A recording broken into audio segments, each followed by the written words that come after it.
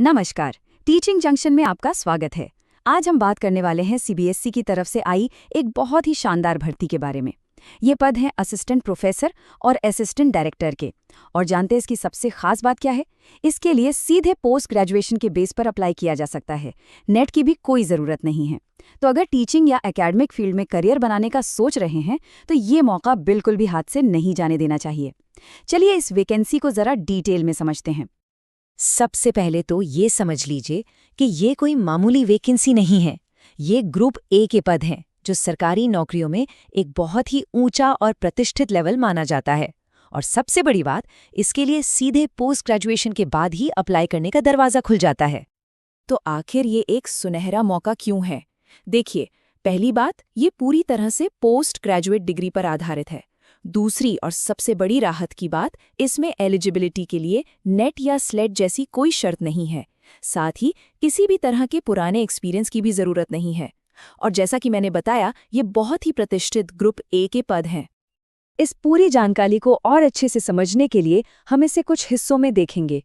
पहले बात करेंगे कि ये एक गोल्डन अपॉर्चुनिटी क्यों है, फिर वैकेंसी और सैलरी की डिटेल्स, ज़रूरी तारीखें, कौन अप्लाई कर सकता है, सिलेक्शन का प्रोसेस क्या रहेगा, और आखिर में एप्लीकेशन फीस और आगे क्या करना है, इस पर बात करेंगे। तो चलिए, सबसे पहले वैकेंसी और सैलरी की डिटेल्स पर ही एक नज़र डालते हैं।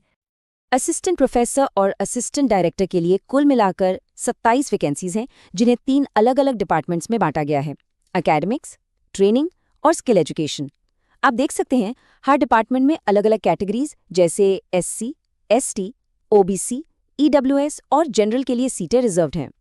एकेडमिक्स में सबसे ज़्यादा 12, ट्रेनिंग में 8 और स्किल एजुकेशन में 7 पद हैं। इन पदों की सैलरी भी बहुत ही ज़बरदस्त है। ये जॉब्स पे लेवल 10 के अंदर आती हैं, जो सेंट्रल गवर्नमेंट के पे मैट्रिक्स के हिसाब से एक बहुत ही अच्छी सैलरी होती है। मतलब ये मानकर चलिए कि शुरुआती सैलरी ही करीब 90,000 रुपये प्रति महीने तक हो सकती है। अब बात करते हैं सबसे ज़रूरी चीज़ की, टाइमलाइन।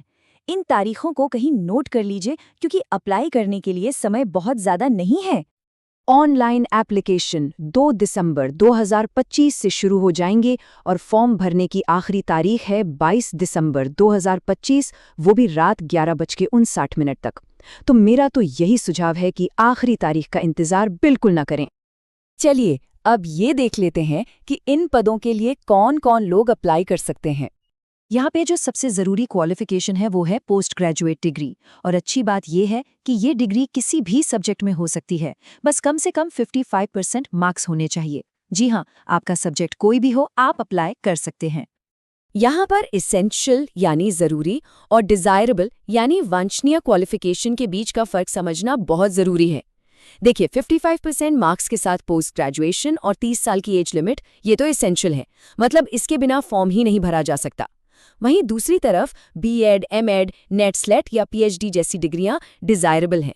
इसका मतलब है कि अगर ये आपके पास हैं तो इंटरव्यू के दौरान आपको एक्स्ट्रा वेटेज मिलेगा, जिससे सिलेक्शन के चांस बढ़ जाएंगे, पर ये कंपल्सरी नहीं है।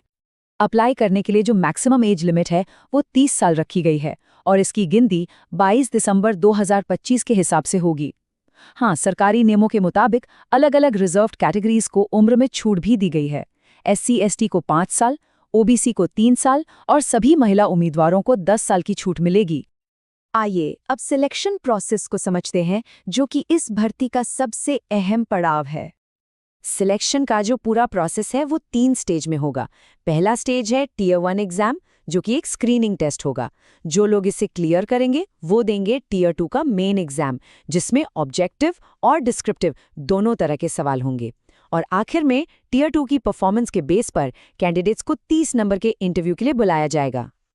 तो चलिए पहले टियर 1 एग्जाम का पैटर्न समझ लेते हैं। ये पेपर 2 घंटे का होगा, जिसमें कुल 100 सवाल पूछे जाएंगे और ये 300 नंबर का होगा।